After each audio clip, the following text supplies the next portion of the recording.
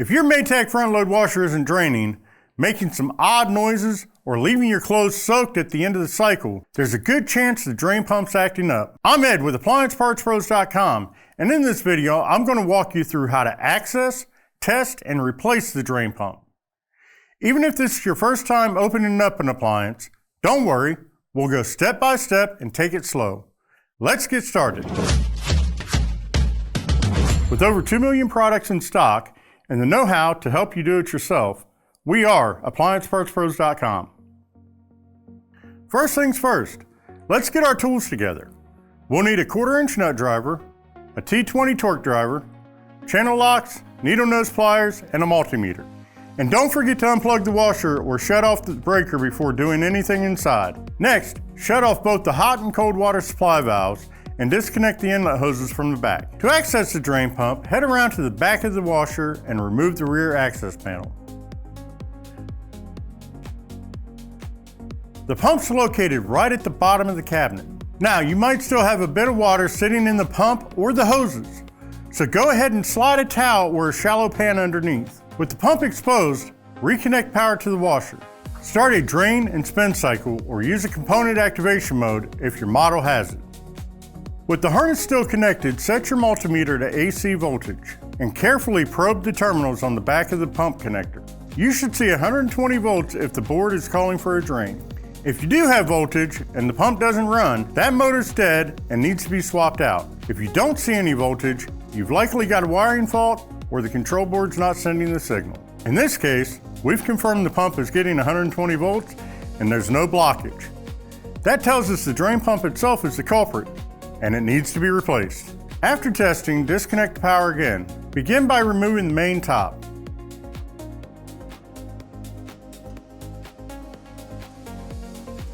Slide the panel back and lift it off. Next, remove the user interface assembly.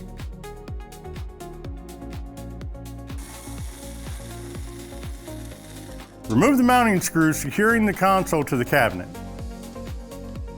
From the top, disconnect the wiring harness from the user interface and lift the whole assembly away from the washer. Open the washer door, use your needle nose pliers to remove the retaining clamp securing the door boot to the front panel.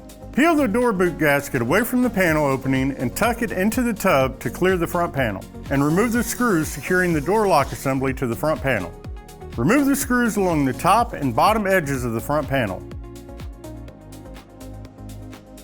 Lift the panel upward to disengage it from the mounting tabs, then pull it forward and remove it from the washer. Use the channel locks to compress the hose clamps and slide them back. Then, disconnect the inlet and outlet hoses from the pump.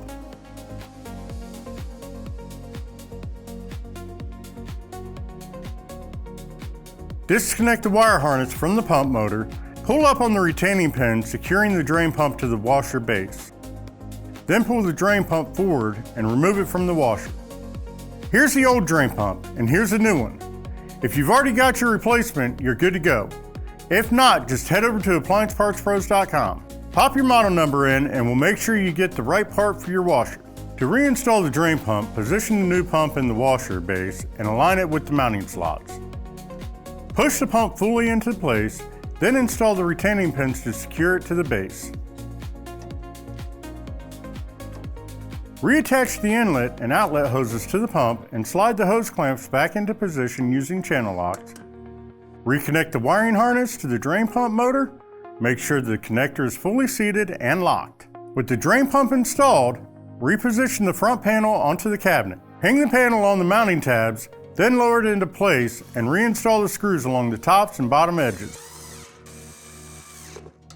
Reposition the door lock assembly into the front panel and secure it with the mounting screws.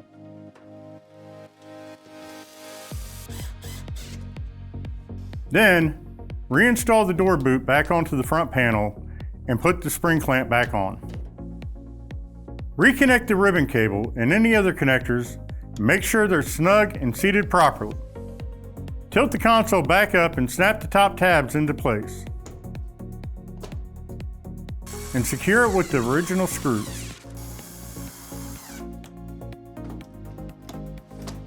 Finally, reinstall the main top by sliding it into place from the rear and securing it with the mounting screws.